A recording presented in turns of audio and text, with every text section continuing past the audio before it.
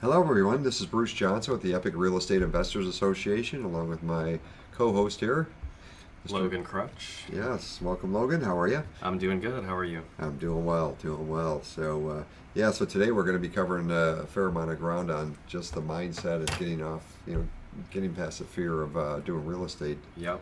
making your first offers and things like that. Mm-hmm. So anyway, a little bit about myself. We've been running the RIA Club here since 2013, and Logan, you became a member back in 2018, right? 2018. It's Oh, just wow. a little over a year now. Yeah, you're in a couple of months, right? Mm-hmm. So you and your dad are involved with our group here, and been doing some phenomenal things in that period of time. So. Yep. Making some moves. Yeah.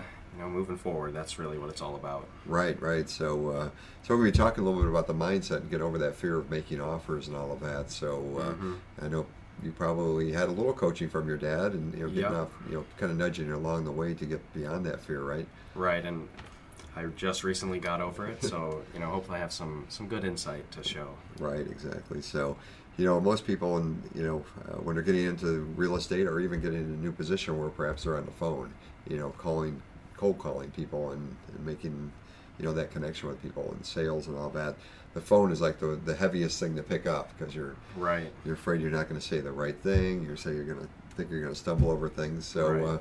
So you had a conversation. Your dad prompted you, 6 months ago or so to make a phone call? Yeah. So actually, before we go into this, what was it? It'd be 7 months ago now. I started basically chasing this multifamily deal out in Woodstock, Mm-hmm. and then we did close on that in June. So this Right. is the situation we're actually talking about here. But yeah, so actually my dad and I were both in the car at the time, just again driving for dollars, looking for deals, Mm-hmm. and we just drove by a for sale by owner sign, and he told me, he's like, hey, you need to call on this sign right now. And so we pull over to the side of the road and picked up the phone, called it. It was like my second or third cold call I've ever done. Right. But actually, once I dialed the number, and Rich, the guy, when he answered, he's like, hey, how's it going? And he was so friendly. I'm like, Right. okay, what was I afraid of? Right. Um, Right. Really, like, I guess the worst thing that can happen is someone doesn't want to talk to you, but at least in my case here, the gentleman was so forthcoming and Right. friendly. Right. Yeah. So you find that people, especially if they're trying to sell something and they have, a sign in front of a house or an ad on Craigslist or whatever that is, a for sale by owner, they want to take that call. Right, they Yeah. definitely do. Right. So they can be overly friendly at times, and even get beyond that fear. So if you can just connect with people on a one-to-one basis and not try to come across salesy or Right. come across real, and kind of a basic dialogue with them to get the conversation going, and then you realize that they're just like you. I mean, Right. There's 9 times out of 10 they're not going to be somebody who's going to be mad that you called them. Hmm. So I commend you for taking action on that. And Yeah, I mean, it was definitely nerve-wracking in Yeah. the moment, but I think we sat in front of the property talking to him for 20 or 30 minutes. I mean, Right. by the end of it, we had heard his life story and kind of why he was selling everything, and then we were even able to open the door right then, and as far as owner financing goes. So, Right. yeah, it was incredible. Right. On a theoretical basis. Right, It exactly. couldn't have been better. Exactly. So, most all of us grew up in America here, that we're trained and told all through our life that, your biggest purchase of your life is going to be your house, your own personal residence. And I think a lot of us carry that with us when we, look at doing real estate investing and, getting over that fear of, making that phone call or making that offer and trying to, get through that. And it's not difficult. A lot of times people are just learning how to do it, or basically caught up in analysis paralysis. Right. And we're going to talk on that a bit today, because that's a common trap, myself included. Years ago when I got into the game, I was like, man, this is a property. This thing looks like a real moneymaker, and looks like it could be, something that I'm going to hang my hat on. Mm-hmm. And you end up, putting in your computer, writing down notes about it, walking around it, and looking in the windows, and trying to figure out, okay, all right, all those things that you're you're kind of taking it to that level of you got to make sure all of your I's are dotted and T's are crossed to make, put together your numbers on it. And in fact, the opposite is true. It was a few years ago in the market when I just made armchair offers.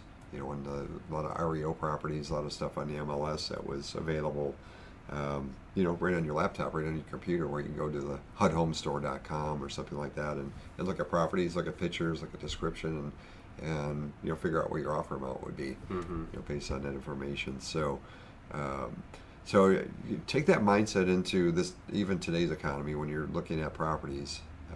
I know I used to drive realtors crazy because I wanted to look at 10, 12, or more properties every week and sometimes a day, and just out there measuring everything and trying to make sure you're covering your bases. And that's kind of the opposite of what you should be doing, because if you can figure out a system where you can just go ahead and even look at the listing on the MLS, on Redfin or whatever that is, and look at the description. We talked about that last podcast about look for those keywords, look at the pictures, get a good idea what that market value is, because you should be focused on a certain market.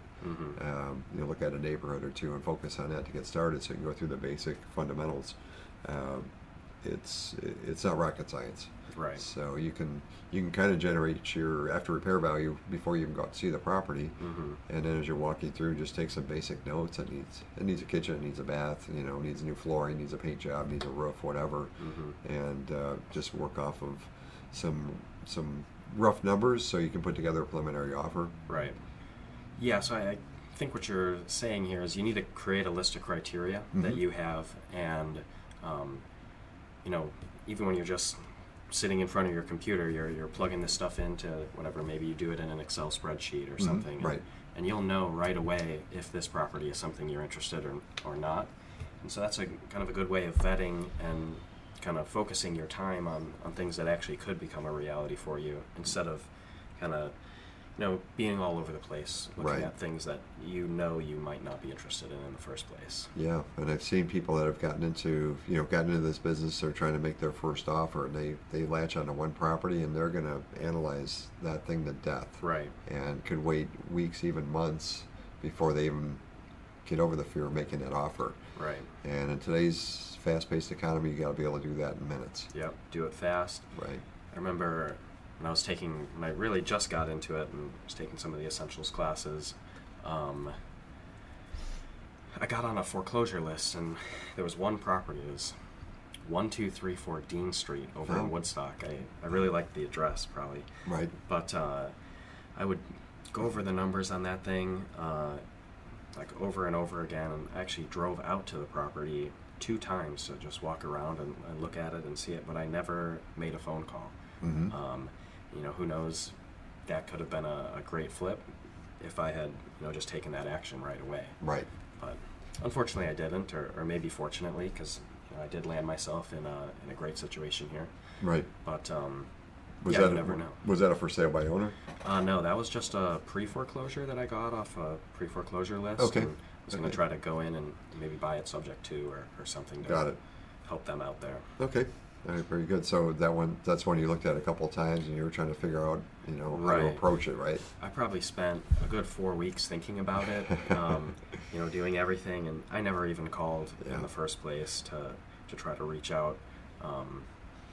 But that is the pitfall that everyone needs to kind of learn how to get over, because it's just not that scary to pick up the phone and call someone you don't know. 'Cause, I mean, what's the worst that can happen? You just have to hang up if it goes really, really poorly. Right.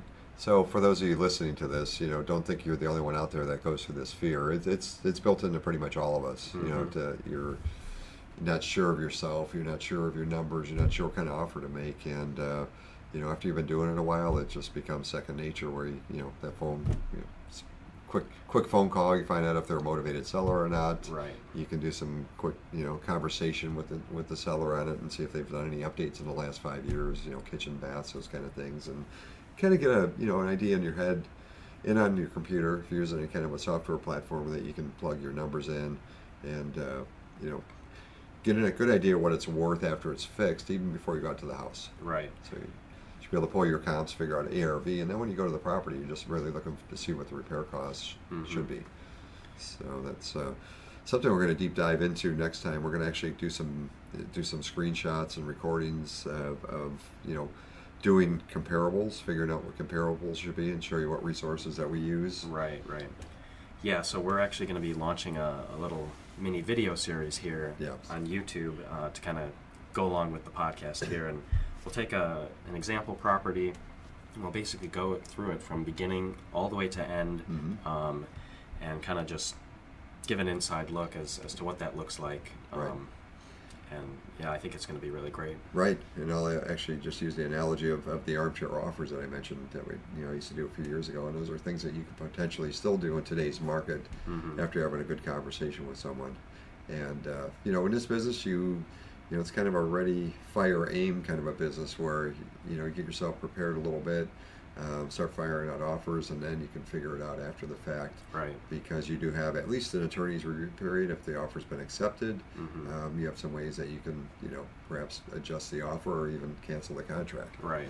So it's not one of those things that all of a sudden you sold your life away because you made an offer that got accepted. So just remember that it's not that difficult. Right. And again, just to reiterate, you can get out of your offer. If you set the stage correctly, and that's something that we'll be covering. Absolutely. So, today's podcast is going to be kind of brief, but I just want to let you folks know what's coming up and what to be looking forward to. And I'm going to let Logan handle the YouTube experience because he's got that skill set where these millennials. These millennials these days, I tell you. So, as a baby boomer, we kind of had to adjust as our life went on, getting used to technology. So right, on the flip side, being born into it, you get pretty good pretty quick. Right, exactly. So stay tuned. We have a lot of events going on. Once again, we run the Epic Real Estate Investors Association here in Lake in the Hills. If you want more information on our group, you can go to epicrea.com. That's EPICREIA.com. And look at our calendar of events. We have property tours going on several times a month. We have cash flow game nights, and those are a couple of events that people that are checking us out want to come take a look at. Yeah, and if you haven't played the cash flow game, it's the Rich Dad Poor Dad cash flow game. Right. A ton of fun.